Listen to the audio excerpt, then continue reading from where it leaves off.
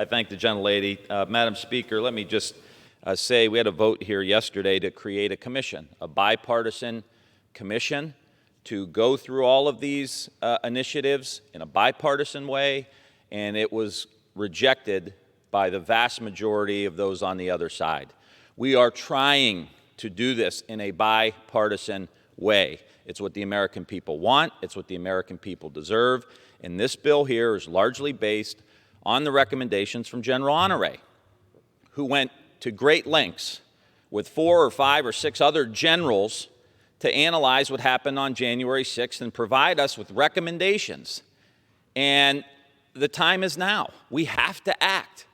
We hear about the rank and file police officers here that are 12-hour shifts, 16-hour shifts, don't have the equipment that they need, securing of the Capitol, the trauma that happened here. And none of us are going to forget those events. But this is a narrowly tailored bill to provide long overdue support. Here we are working ourselves into the end of May. This is to support for direct costs incurred by the attack on the Capitol and to restore the faith that members of Congress can safely carry out our constitutional duties. It demonstrates a strong commitment to continue to allow Americans from across the country to be able to come to the Capitol. We're not militarizing the Capitol. We're going to have a quick response force in case something happens, similar to if something happened, there was a threat to the president, a threat to Washington, D.C., we start flying fighter jets overhead. This is the equivalent.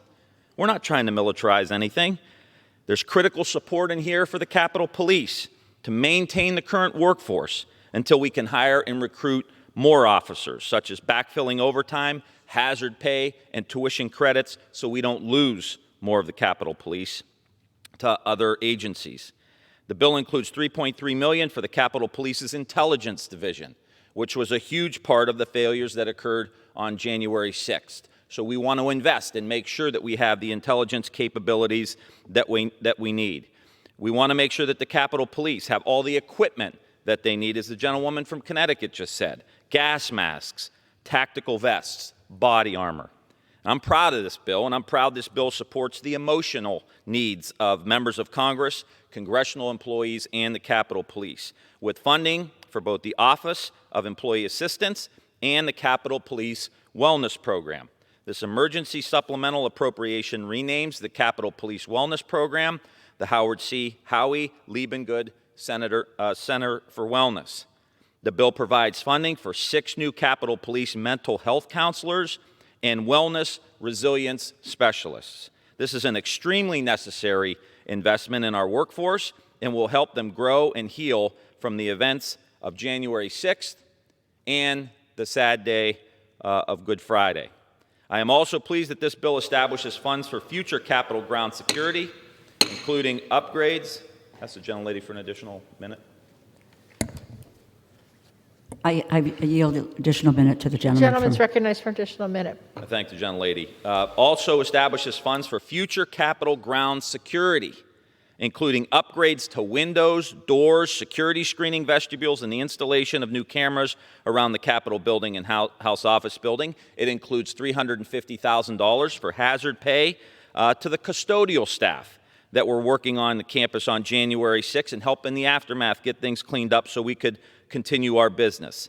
The employees have received the Architects Exceptional Service Award and are recognized as valuable members of the Capitol community.